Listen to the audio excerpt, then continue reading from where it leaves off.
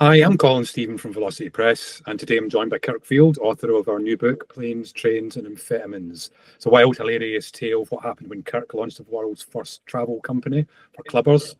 We're talking about the stories behind the book and how Kirk managed to survive it all and write it down. Kirk, welcome. Hello, Colin. Nice to be here with you in the Velocity HQ after a false start with Rave New World. So we're finally working together, which is great. Indeed, yeah. Talking of Rave New World, many people will know you from your first book. Planes, Trains and Amphetamine picks up where it left off in 1999. Is it a sequel, or can people dive straight in if they haven't read Rave New World? Both. Chronologically, it's a sequel. Rave New World was from 89 to 99. And Planes, Trains, Amphetamine starts in late 1999, and goes right through to 2019, 2020, when the pandemic came. But having said that, if you haven't read Rave New World, you'll be able to just dive straight into Planes, Trains, Amphetamines. You won't miss anything. You won't be going, well, who's that guy or who's that person? Because they're just another set of misadventures and japes, basically, japes and scrapes. In the same way, in fact, I wanted to realize this now. I didn't realize at the time. But the premise behind Rave New World was I started writing about the raves, sensibly for Mixmag. And not because I ever harbored any ambitions to become a journalist, but because nobody else was writing about the raves in an accurate point from a raver's perspective. No one else was telling the truth about the positive aspects that were happening there. And sort of 10 years on, exactly the same impetus caused me to form a travel company, because I went on a 20s holiday to Ibiza, and it was naff. It was like wet t-shirt competitions, bar crawls. There was a lot of lascivious action going on with the pretty girls. They were getting singled out, and the sort of a plainer girls were just being ignored by the reps. And I just thought it was a disgusting way and an outmoded way of running a holiday when you had people who wanted to go on holiday just for the music. And people went on the Club 1830 holidays not for the music. They went to get their end away, or they went to get pissed or whatever. And so looking back on it, it's exactly the same thing. I formed the travel company just like I became a journalist because no one else was doing it. Not because I harbored any ambitions to work in travel and tourism. So I did it to fill a gap in the market, really. Yeah. So, you kind of touched upon it. Rave New World, don't know if probably a lot of people don't know this, but almost came out in Velocity Press a few years ago, but it didn't happen. So, why did you choose Velocity Press this time?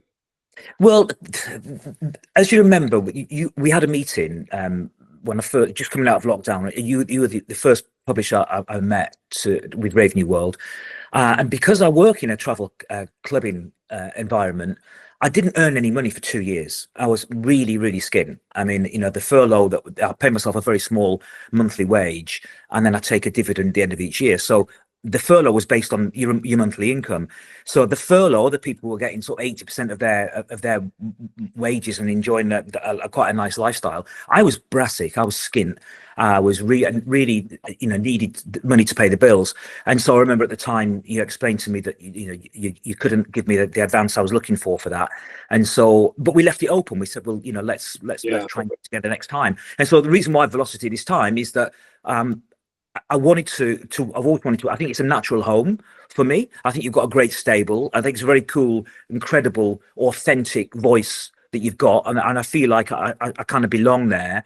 And also because I wanted to, after working with a major publisher, I wanted to work with an independent publisher to see what that was like, to compare and contrast. And so far, what I see, I like, because you've given me full creative control over it. And one of the big things about working with us, I like to think, is we give the authors, it's a collaboration. We give them a lot more control than we'd get working with a bigger publisher. So which means a lot. Yeah, and especially for someone like me who wants to, I believe that, they say that you should live every day like it's your last. You can't do that because it's not sustainable. But what I do is I write every book like it's my last one, and so I put everything in there. And I don't want to be saving things, keeping things back, and censoring myself. I really want to just get it off, because ultimately, if you read the Rick Rubin book on the art of creativity, he basically touches on the truth. The truth of the matter is, when it boils down to it, we write and we express and we paint ostensibly for ourselves first, essentially for ourselves, and after that, yeah, for other ravers or for various demographics and that kind of thing. But really, to not lose sight of the fact that both books are confessionals. The first one was Confessions of a Raving Reporter.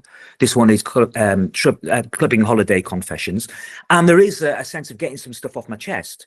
And on your freedom that you've given me to do this has been brilliant, because I've been able to just really lay some ghosts and get everything out in the open, especially in the extended mix that you allow me to do, and that's great. That's really important to stress that. So yeah, this one has not been censored in any shape or form. We ran some pieces by a lawyer. And the lawyer asked me to change the wording of certain passages, but he didn't ask me to take anything out, which is great. So it really is raw. This one. Yeah, you touched upon it briefly just there. I mean, the book comes in two flavors. There's a paperback and there's a hardback. The hardback's the extended mix. So tell us a little bit about that. What makes it different and so special? Well, when I first I submitted 128,000 words for Rave New World. And they originally said at the original meeting, oh yeah, 120,000 is fine. But then I was really surprised when they knocked it back and said, oh, we can only do 80,000 words. I was like, why only 80,000 words? Are the rest not good enough? Oh yeah, it's up to scratch. But we know that people in this demographic can't really, that's the optimum length of a book. And yeah, it's strange. Yeah. What do you know about this demographic? I've been writing for this demographic for 30 years through and marketing to them for 30 years. I understand the demographic. And of course, it was right. People were, the only complaint that Rave New World ever got was that, actually, there was no photographs in there. And number two, people finished it. I mean, people were buying it to go on their holidays and then getting halfway through it before they even get on the plane. And they were complaining about that, which is a nice complaint to have. And so there's quite a lot of material from Rave New World, that's just hanging around. That's just literally hanging around, and it didn't really fit into the chronological passage of this book. But I thought, right, this is a great opportunity for people that really liked Rave New World to hear 4 or 5 chapters that should have been in the first book, that are just as entertaining and just as high sort of quality. But these aren't available anywhere else. Like, they're not available on the audiobook, and they're not available. We've pressed 1,000, and that's it. After that, if they're sold out, that's it. No more, because I want to give people like something that's collectible, something that's valuable, something that's tangible, and it looks beautiful. The hardback looks beautiful, color photos, and I mean, it was late. I mean, apologies to anyone that ordered it, because I kept adding things, much to Colin's frustration. I kept adding another chapter, and then I found this old flyer that Pez did, and that's never seen light of day. So we managed to get that in there as well. And so if you're kind of I'm not going to use the word fan, but if you really appreciated Rave New World, then I think the extended mix is the all singing, all dancing with bells on version of this next book. Yeah, and you were around at Velocity HQ signing them all last weekend, weren't you? And we've still got a few left. Yeah, well, I think there's, I think if anybody orders them in June, we'll make sure they get into July as well. Would have thought. Okay, that's good. So basically, if you haven't got if you want to get a hardback, they are signed, and I'm really proud's a word I don't often use, but I'm really happy. I'm really happy with both the manuscript of Planes, Trains and the artifacts themselves. They look really chunky. I mean, I think the extended mix is 496 pages, and that'll keep people going for a while. And so there's loads of stuff in there. So yeah, that's a great one. But I mean, if they want to dip their toe in, they can go even the softback has got 100 more pages than Rave New World had. So it's only 64 more pages. So it's a big chunky book as well. Yeah. So it's great. So it's brilliant to have that. And I think I sent it to Nick Stevenson at Mixmag as a review copy, and he just came back and he said, "You never cease to amaze me that how many scrapes and how many stories that you've got to tell." He goes, "I thought I'd heard them all with Rave New World," and that's what I want to address this actually, because a few people have said to me, "Oh, I really love Rave New World. It won't be as good as that. It's are you just cashing in?" I'm like, no, absolutely not. There's the same standard of mischief went on in the next 20 years as did in the first 10 years. The only difference this time is that I've got lots of witnesses, hundreds of witnesses to say, yes, I was there. This did happen.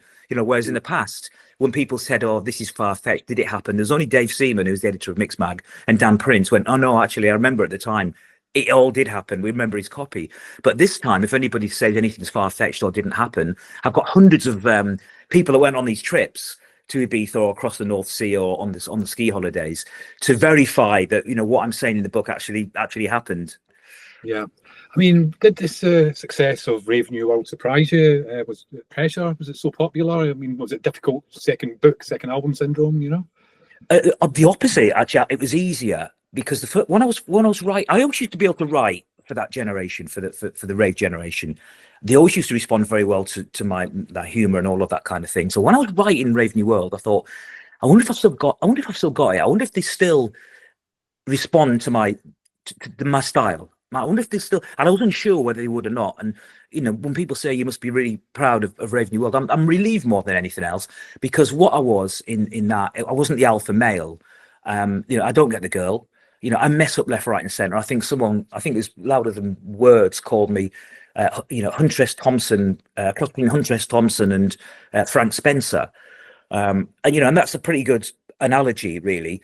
But before Rave New World came out, I was very nervous that I just thought people think I was an idiot, because you can get into these things. But now I know that they like that. They like that fallibility. And quite often readers will approach me at my live shows or just message me and go, like, I really love the fact that it's so recognizable and so identifiable how you get into these scrapes and you mess up and you find yourself in these crazy situations, because we do as well.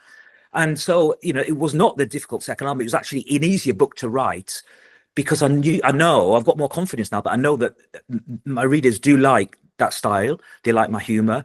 They like the kind of scrapes that I get into, and they don't think I'm a Burke. Well, they might do, but they don't. If they do, I think it's an affectionate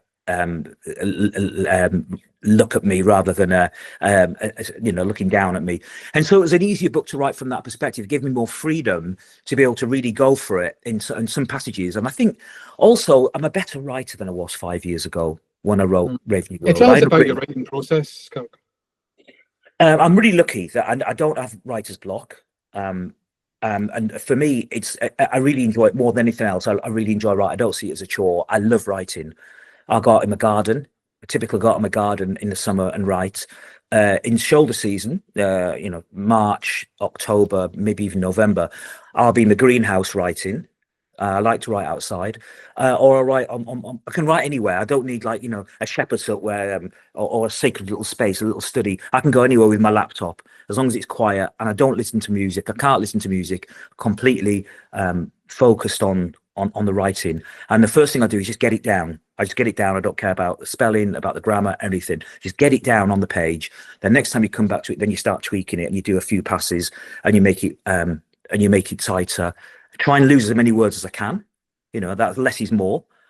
So rather than have a long word in there, I don't need that long word. And I think that's what's really important, to make people be able to turn the page. And people have said, I find your books really easy to read. And even yesterday, once again, someone approached me and said, I'm dyslexic. I'm quite severely dyslexic. And yours is the first book that I finished in 28 years. And I get that quite often. People say that Rave New World was something that they were able to read, and they found it easy to read. And that's great for a writer to be able to get that kind of response from people. Is brilliant. And that's quite a common thing. People with ADHD who can't focus, they say, look, I find your book's the only book I've ever finished. I've started loads, but your book's the only one I finished. And that's the highest accolade I could receive, really. Yeah. So Planes, Trains and Amphetamines has been described as this summer's holiday read for clubbers. What makes a good holiday book? It's a good question. I think what I've just been saying, it's got to be easy to read. It's got to be easily digestible, almost like a magazine type thing. So because sometimes you're going on holiday, you can read for 2 hours on the plane, or sometimes you're down by the pool waiting for your girlfriend to get ready, and you just get into it and she goes, right, I'm ready. Okay, and you close it and you go into this. So you've got to be able to pick it up again. You can't go, well, where was I? Oh yeah, there's this character, and then you've got to go back to start. So the narrative's got to flow really easily, and it's got to be bite-sized. For example, you can read every chapter on its own, as much as though there's a chronological timeline between from when the book starts to when the book ends. You could actually go, right, I'm going to read chapter 19 today, I'm going to read chapter 13 today, and it would make sense. And so you can dip in and out of it. And I think the other thing is the subject matter has got to be either aspirational or suggests some sort of adventure, because that's what holiday is at the end of the day. It's a change of scenery, isn't it? And so I think the book is great. It's set in Torremolinos, Ibiza, across the North Sea, Hamburg, Amsterdam, Mayrhofen in the Austrian Alps. And so it's quite exotic in as regards like the different sights and smells of that kind of thing. So it suggests momentum and escape, really. Yeah. I mean, humour is a central element of your writing. I mean, the Daily Express is called the funniest travel book you'll ever read. Why do you think humour in dance music is so rare? It never used to be, right? It never used to be, because the whole rave thing was about fun. And even you remember in the early 90s when people had white gloves and all that kind of things, and the Crusher Kids, the Crusher Kids, it was like a fancy dress thing. But then it kind of got more serious with the advent of progressive house. And then, the techno, I don't think you're allowed to smile at a techno club. It's all very serious, black t-shirts. I'm wearing a black t-shirt, but this is the Berlin Wallpaper Company. But it's always been, I've always written about nights out from the cultural perspective. So yes, I'll write about what BPM it was and what mix of Todd Terry that was played. I'll mention that, but also I'll mention about the guy that was thrown out of the club, and we came out 2 hours later, and he was there dancing in the alley underneath the air extractor fan, going, "Oh, this tune's brilliant. This tune's fucking amazing." And we go, "It's the air extractor fan, you knobhead."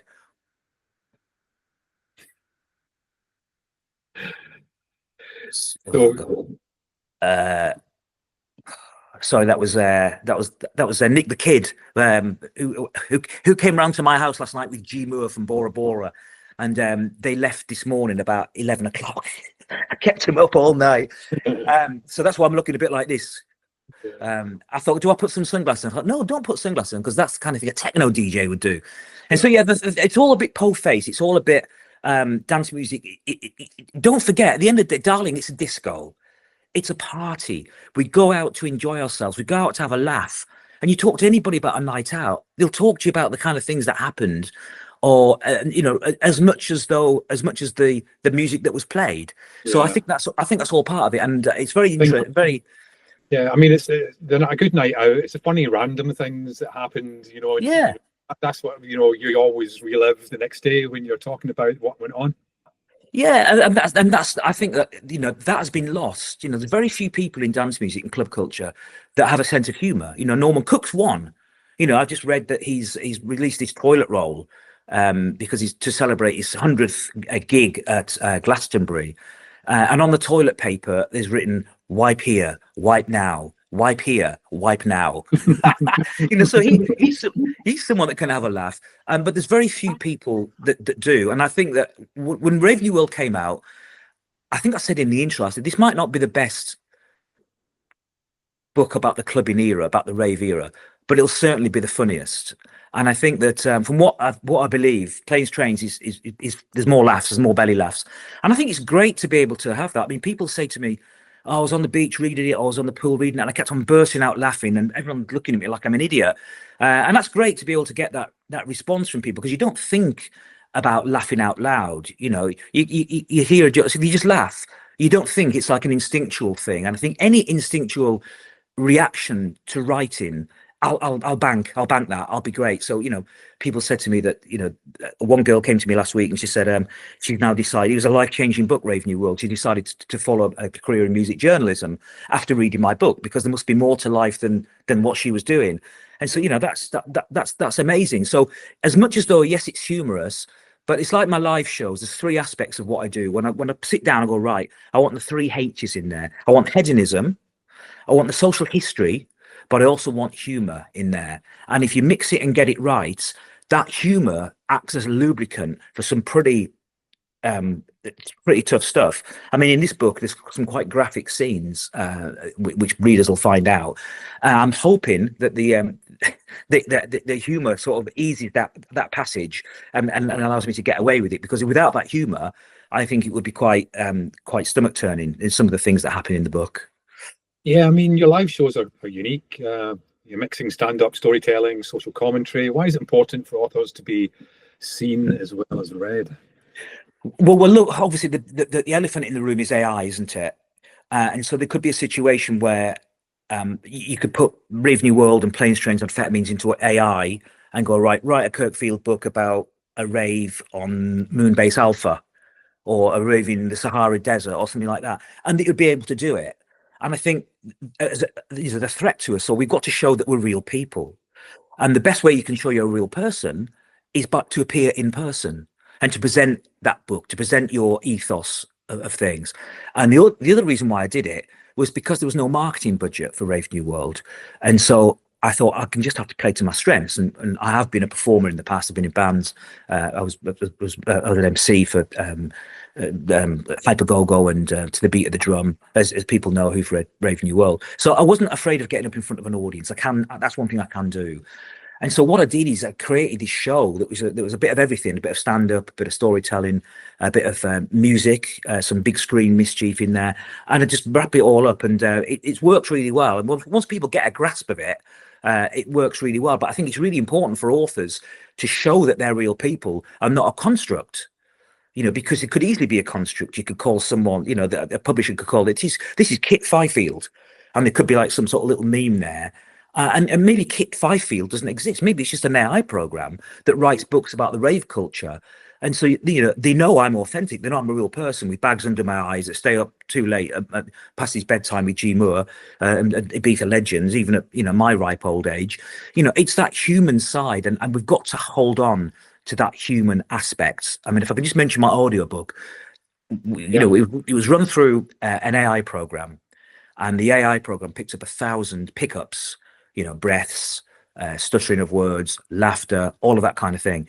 And I had to fight every single one of them to go, now, this is what makes it human. Okay, tripping over a word or mispronunciation of a word, that's fine. I'll drop in and I'll do that again. But the pauses, it doesn't like any pause over 2 seconds. But as you know, what's the most important thing to be a comedian? Timing. Sorry, what's the most important thing to be a comedian? Timing. Yeah. It's really important to get that timing correct. And so sometimes I'll leave, especially in this book, there's behind the brochures at the end of each chapter, and they're the 25 of the best anecdotes that I've collected over my years in clubbing travel. And at the end, there's almost like a punchline or a payoff there. And you need that kind of gap for them to go, oh yeah, that's right. Oh, that's right. I get that. And then before it moves on to the next thing, and the laughter as well. I've one passage I just cracked up laughing.